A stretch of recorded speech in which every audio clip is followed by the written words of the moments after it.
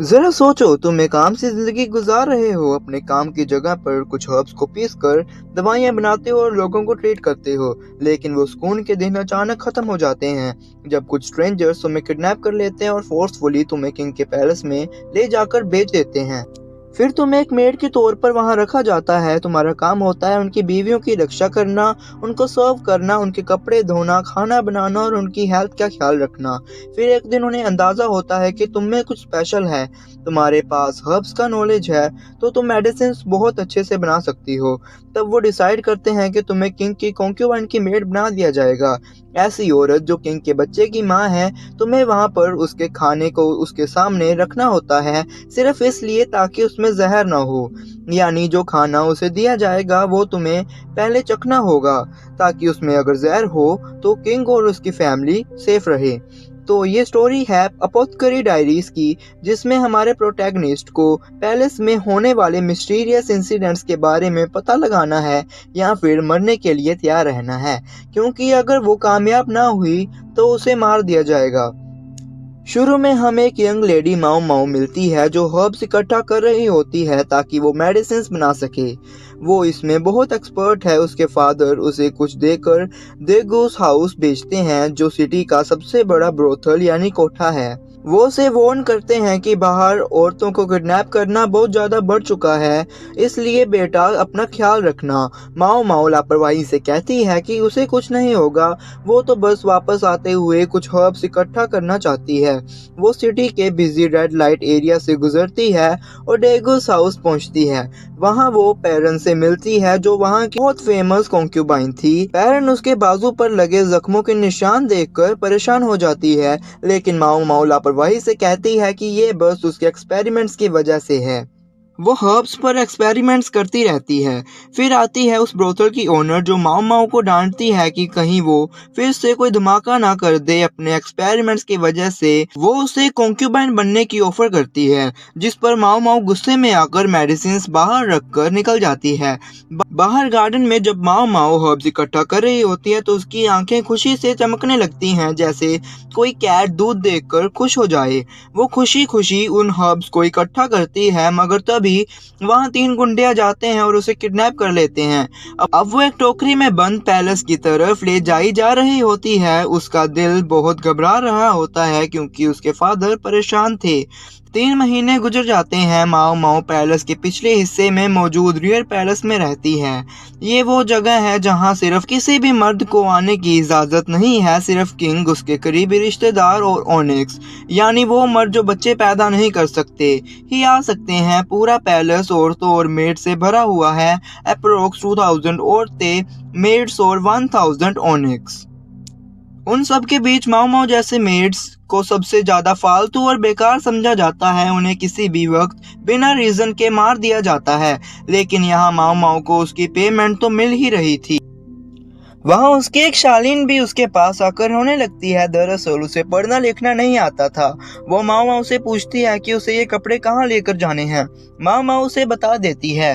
दरअसल वहाँ पर माओ माओ के अलावा किसी को भी पढ़ना लिखना नहीं आता था, लेकिन माओ माओ ने ये सीक्रेट कभी भी किसी को नहीं बताया, क्योंकि उसकी पेमेंट तो उसे किडनैप करने वालों को मिलती थी। असल में जब उसे मालूम हुआ कि कॉन्क्यूबाइन बनने के लिए खूबसूरत होना जरूरी है, तो वो बहुत डिसअपॉइंट हुई, क्योंकि उसके फेस पर बहुत सारे फ्रैकल्स थे। वो बहुत पतली थी और दिखने में भी एक खूबसूरत लड़की की तरह नहीं थी। इसलिए उसने सोचा कि उसे इस बारे में किसी को भी कुछ नहीं बताना चाहिए, क्योंकि 2 साल बाद वो यहाँ से चली ही जाएगी। अब एक दिन कपड़े धोते हुए शालीन उसके पास आकर उसे बताती है कि यहाँ पर एक ओनिक को बहुत सी औरतें पसंद करती हैं। वो उसे उस कर्ज के बारे में भी बताती है जो यहाँ पैदा होने वाले तमाम बच्चों को जिंदा नहीं रहने देता। फिलहाल तो 2 ही कॉन्क्यूबाइन थी। एक कॉन्क्यूबाइन का नाम लेडी लिहुआ था और दूसरी थी लेडी ग्योक्यो। लेडी लिहुआ को एक प्रिंस हुआ था, लेकिन वो बच नहीं पाया। उसकी मम्मी को ये सब एम्प्रेस बना सकता था, मगर हर तरफ ये ह्यूमर थी कि किंग तो गोक्यू को पसंद करता है। सुनकर माओ माओ का अपोथेकेरी माइंड चल पड़ता है। उसके ख्याल में ये कोई कर्स नहीं बल्कि पॉइजन या फिर कोई जेनेटिक डिसीज थी। अगले दिन माओ माओ लेडी ग्योक्यो से मिलने जाती है। वहां पर हर चीज बहुत खूबसूरत थी। अब अचानक उसे किसी की ताली बजाने की आवाज आती है।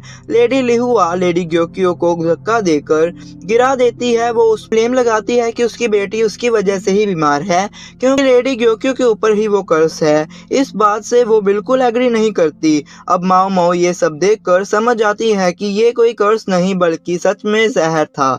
तब वो खुद से कहती है, काश मेरे पास कुछ लिखने के लिए होता।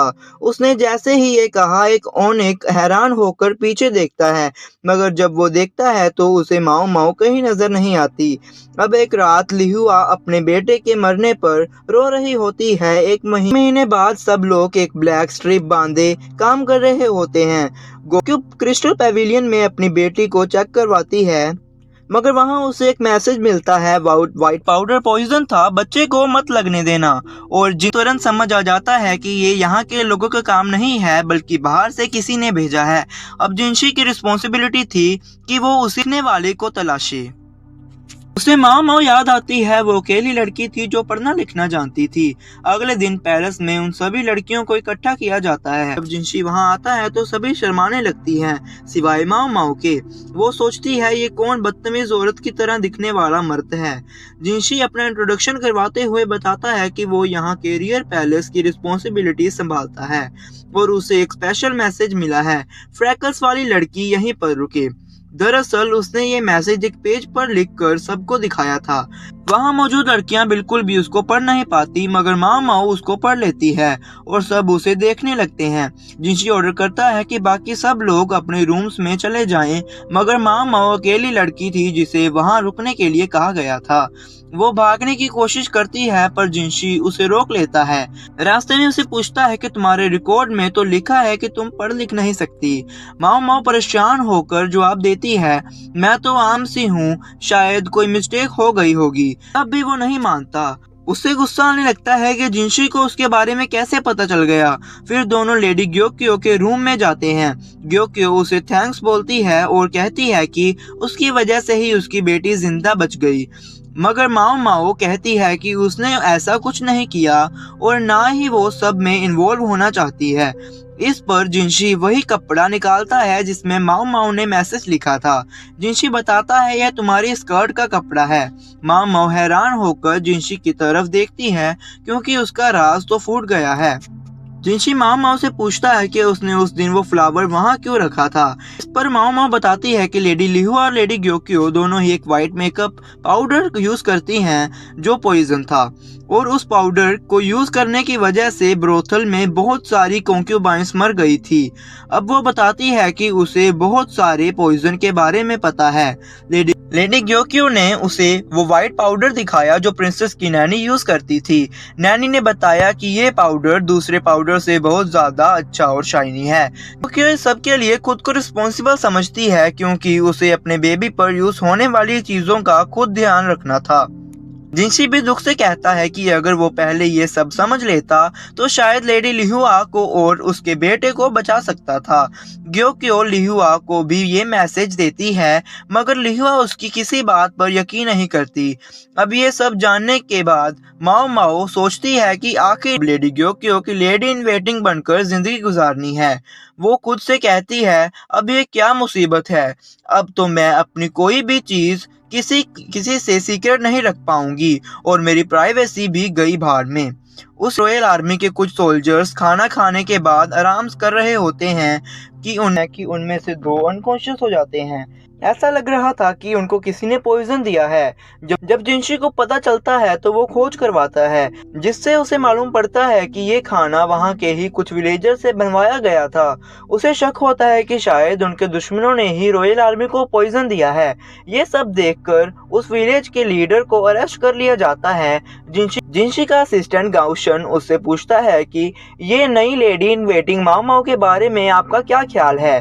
जिनशी बताता है कि लेडी ग्योक्यो के पास सिर्फ 4 मेट्स हैं जबकि लेडी लिहुआ के पास 10। ऐसा इसलिए है क्योंकि ग्योक्यो हर किसी पर ट्रस्ट नहीं करती। वो कभी भी किसी ऐसी मेड को अपने पास नहीं आने देती जिस पे उसे शक हो। शायद पैलेस में जिंदा रहने का सबसे अच्छा तरीका यही है।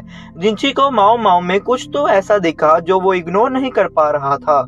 वो ना सिर्फ माओ माओ की अपोथेकेरी स्किल्स का फायदा उठाना चाहता था, बल्कि पैलेस में होने वाले किसी भी इंसिडेंट में उससे हेल्प ले सकता था और पैलेस में होने वाली बहुत सी सीक्रेट बातों को ढूंढने में भी वो हेल्पफुल साबित हो सकती थी।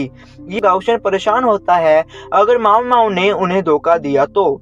जिनशी स्माइल करके कहता है, फिक्र मत करो, मैं उसे अपने बातों में ऐसा कंफ्यूज कर दूंगा कि वो बस मेरे बारे में ही सोचती रहेगी।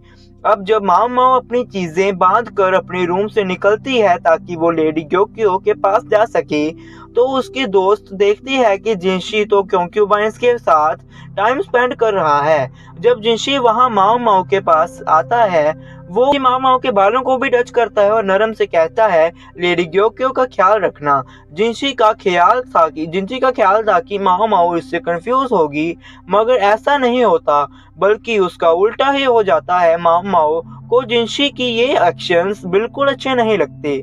इधर जिनशी, जिसको सब बहुत हॉट और अट्रैक्टिव समझते थे, माओ माओ को वो बिल्कुल भी ऐसा नहीं लगता। अब माओ जब जेड पवेलियन पहुंचती है जहां लेडी ग्योक्यो रहती थी, तो वहां उसे लेडी ग्योक्यो की सबसे पुरानी मेड होंग नियांग दिखती है।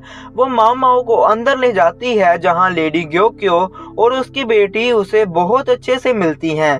सभी माओ माओ को देखकर बहुत खुश हो जाते हैं। यहीं पर यह एपिसोड खत्म हो जाता है। मैं आशा करता हूँ कि आपको ये वीडियो अच्छी लगी हो। अगर अच्छी लगी है तो लाइक सब्सक्राइब करना ना भूलें और अगले एपिसोड में हम देखेंगे कि कैसे माओ माओ सबके लिए हेल्पफुल साबित होगी। तब तक के लिए पीस आउट।